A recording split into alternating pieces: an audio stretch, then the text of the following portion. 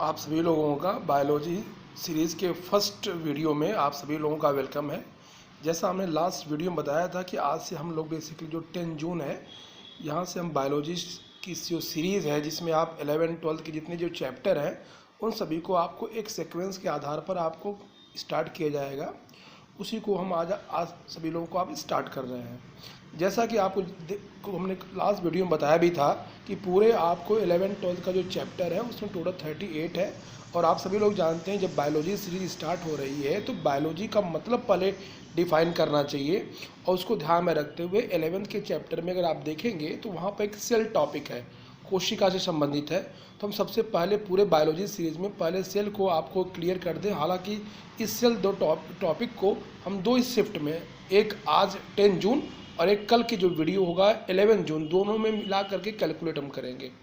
अब जैसे कहने सेंस है बायोलॉजी के बारे में आप सबको कुछ न कुछ आपको आइडिया होगा कि बायोलॉजी जो आपको जितने भी इस अर्थ पर लिविंग बीइंग है उन सभी की आपकी एक ऐसी ब्रांच है जिसके अंतर्गत उनकी स्टडी की जाती है।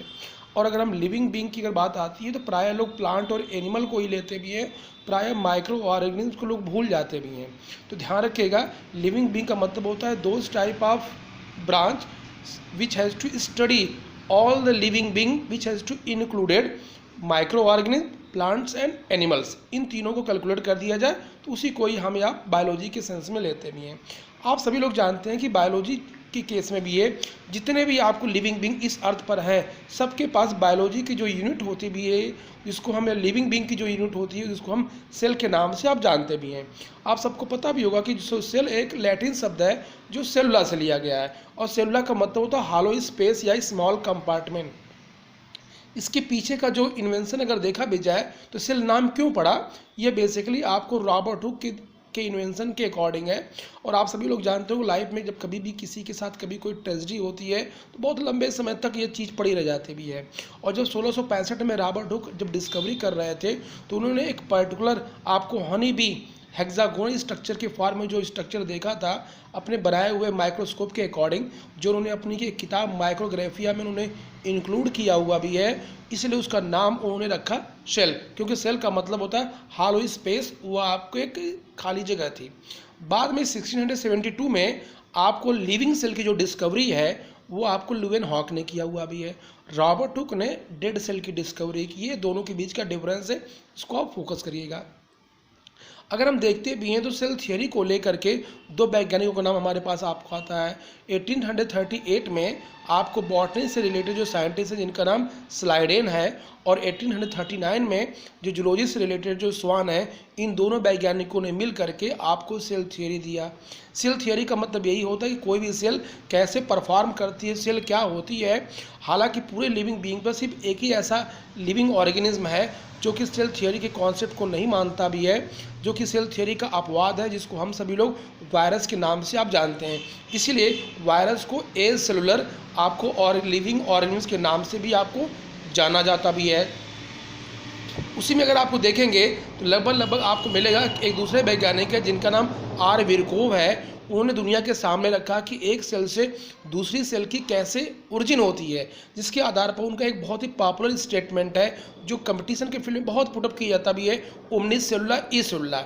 इसका मतलब यही होता है कि एक सेल से ही दूसरे सेल की आपको ओरिजिन होती भी है।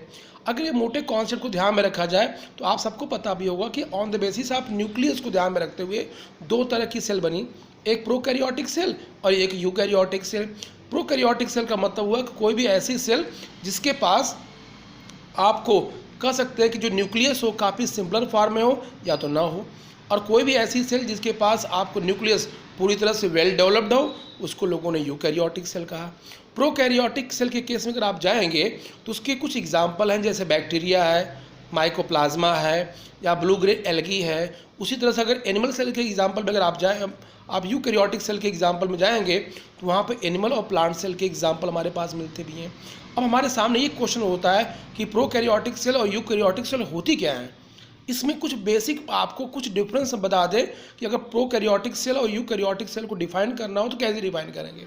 अभी मैं स्टार्टिंग में हमने कहा हुआ भी है कि on the basis of nucleus दो तरह की सेल बनी। तो पहला तो हमारा डिफरेंस यही हो गया कि जितने प्रोकैरियोटिक सेल होती हैं उनके पास जो न्यूक्लियस होते भी हैं वो काफ़ी प्रिमिटिव फॉर्म में होते हैं या तो नहीं होते हैं, लेकिन वहीं पर यूकैरियोटिक सेल में न्यूक्लियस पूरी तरह से वेल डेवलप्ड होते भी हैं।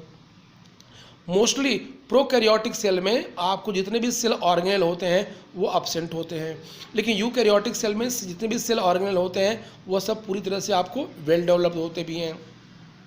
अगर हम प्रोकैरियोट में देखें तो इनके पास सिंपल तरह का आपको राइबोसोम होता है जिसको 70S राइबोसोम बोलते हैं। यहाँ पर जो यस है, यस का मतलब होता है सेडिमेंटेशन कोफिशिएंट, या जिस साइंटिस्ट ने इसको डिस्कवर किया था उसका नाम था स्वेडबर्ग, इसलिए उसको यस प्रायोरिटी के अकॉर्डिंग ऐड किया गया भी है।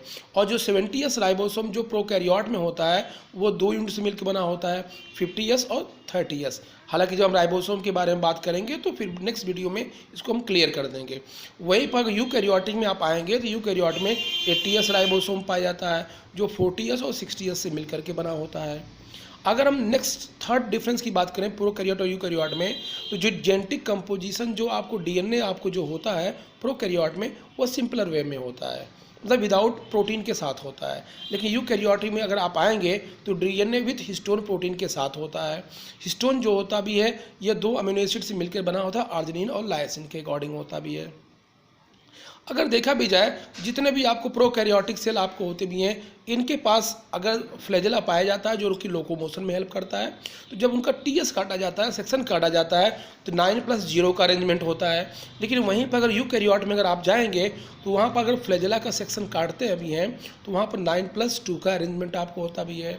अगर प्रोकैरियोट में देखेंगे जो सेल डिवीजन होता है वो प्रायः आपको वेजिटेटिव या एमाइटोसिस होता है।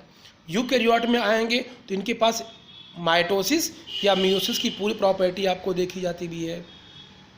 उसी के आधार पर अगर आप देखेंगे तो आपको फोटोसिंथेटिक जो ऑपरेटर्स आपको होता भी है प्रोकैरियोट में उसमें काफ़ी सिंपलर फॉर्म में यूनिट होती हैं, लेकिन यूकैरियोट में आएंगे तो उनके पास आपको एक लार्ज सेल ऑर्गेनेल होता है जिसको हम या आप सभी लोग जानते हैं प्लास्टिड के नाम से आप इंडिकेट करते भी हैं।